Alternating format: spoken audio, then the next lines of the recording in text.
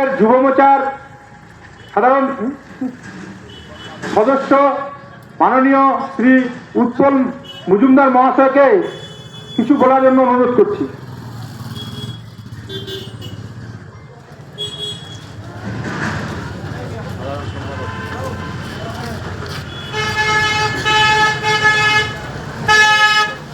বন্দে মাতরম, ভারত মায়ের জয় হোক। আজকে ভারতীয় জনতা পার্টির পক্ষ থেকে এই যে 2 নম্বর মণ্ডল, এই 2 নম্বর মণ্ডলের হাটকালিয়াগঞ্জে পথসভার আয়োজন করা হয়েছে। এই পথসভার নাম দেওয়া হয়েছে পরিবর্তন সভা। এই পরিবর্তন সভায় আমাদের মধ্যে উপস্থিত হয়েছেন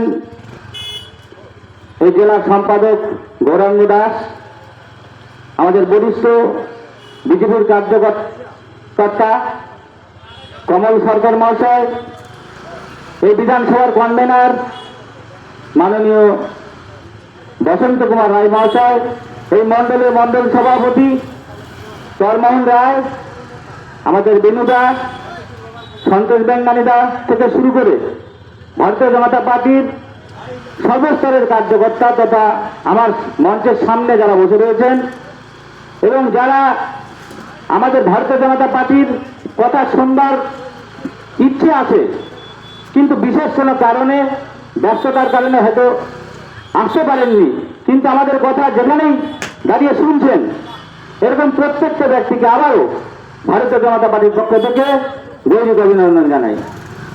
তো বক্তব্য আপনারা শুনলেন, আমি বক্তব্য খুব একটা দিতে পারি না, তবে একটা ছোট্ট গল্প করি আপনাদের সামনে। গল্পটা এমন যে একটা জঙ্গলে একটা সিংহ বাস করত, একটা জঙ্গলের মধ্যে একটা সিংহ বাস করত।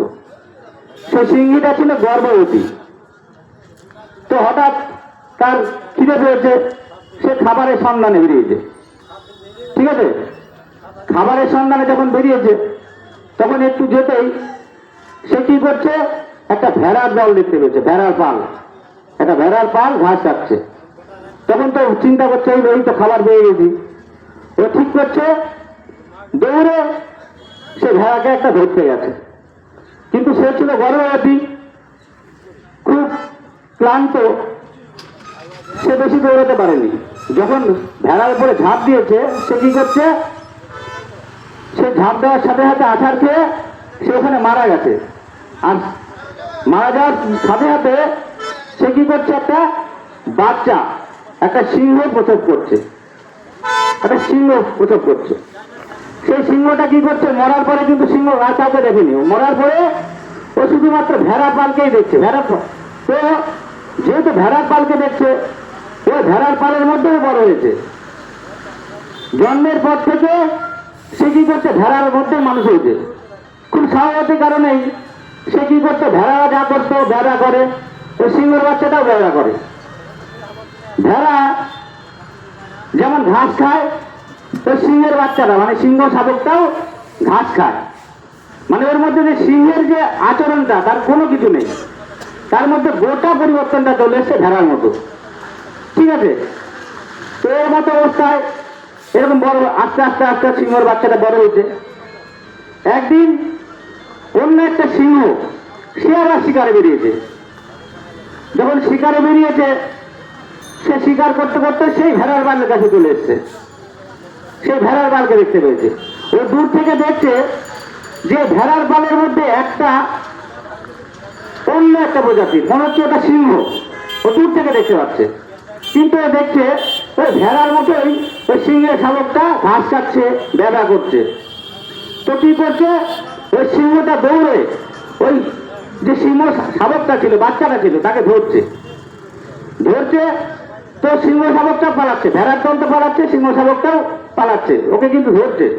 ধরে নিয়ে বলছে, তুই আমাকে দেখে পালাচ্ছিস কেন, তুই ঘাস খাচ্ছিস কেন, তুই তো সিংহ, তুই ঘাস খাচ্ছিস কেন, তুই ভেড়ার মতো বেড়া করছিস কেন, তুই সিংহের মতো গর্জন করবি, তাই কি না?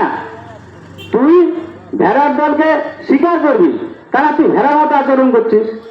ও তো বুঝতে পারছে না, বলছে বুঝতে পারছিস না, চল আমার সাথে। তো এখন কি করছে, ওকে একটা জলের ধারে নিয়ে গেছে, জলের ধারে নিয়ে গিয়ে দেখাচ্ছে, দেখ। তখন জলের তো প্রতিচ্ছবি পড়ে, সে তখন বুঝতে পারছে, আচ্ছা এ তো আর আমি তো একই, ও তো সিংহ, তাহলে আমিও সিংহ, এই ভেড়া দলের সাথে আমার মিলছে না। তখন সেই সিংহ শাবকটা আস্তে আস্তে ও নিজের রূপটা ধারণ করলো, সে সিংহে পরিণত হলো। তো নিজেকে যদি আমরা না চিনি, ঠিক একই রকম আমরা হিন্দু সমাজ, আমাদের দীর্ঘ হাজার বছর ধরে আমাদেরকে সেই ভেড়ার দলের সিংহ শাবক হয়েও সেই ভেড়ার মতো আমরা আচরণ করছি। আমাদের বৃহত্তর ইতিহাস, আমাদের সাহিত্যের ইতিহাস, আমাদের ঐতিহ্যশালী শক্তিশালী ঐতিহ্য, সেটা আমাদের সামনে তুলে ধরতে দেয়নি। কারা দেয়নি? হাজার বছর ধরে এটা দেয়নি। কারা দেয়নি? এক সময় দেয়নি ইংরেজরা, তারপরে যখন ভারত স্বাধীন হয়, স্বাধীন হওয়ার পরে কংগ্রেস, তারপরে এসে বামফ্রন্ট, এরা আমাদেরকে এই হিন্দু সমাজকে ডাকতে দেয়নি। আমাদের হিন্দু সমাজকে সে ভেড়ার পালের শাবকটার মতো পরিণত করে রেখেছে। আমাদের জাগতে হবে, নিজেকে চিনতে হবে। আমরা যদি নিজেকে না চিনি, তাহলে আমাদের কি অবস্থা হবে? আমাদের আজকে যে বাংলাদেশ হয়েছে, সে অবস্থা আমাদের হবে। আমরা যদি অতীত ইতিহাসকে ভুলে যাই, তাহলে ইতিহাস আমাদের ক্ষমা করে না। আমরা বারবার আমরা এত কিছু আমাদের হিন্দুদের উপরে হচ্ছে, তারপরে আমরা যাচ্ছি না। আর যার কারণে আমরা ধীরে ধীরে গোটা আফগানিস্তান, পাকিস্তান, বাংলাদেশ, ইরান, ইরাক, আমাদের ভারতীয় সংস্কৃতি ছিল, হিন্দুরা ছিল, কিন্তু সেখানে কি হয়েছে? সেখানে হিন্দু শূন্য হয়ে গেছে। আজকে বাংলাদেশ, সেখানে হিন্দু শূন্য হয়ে গেছে। পাকিস্তান, হিন্দু শূন্য হয়ে গেছে।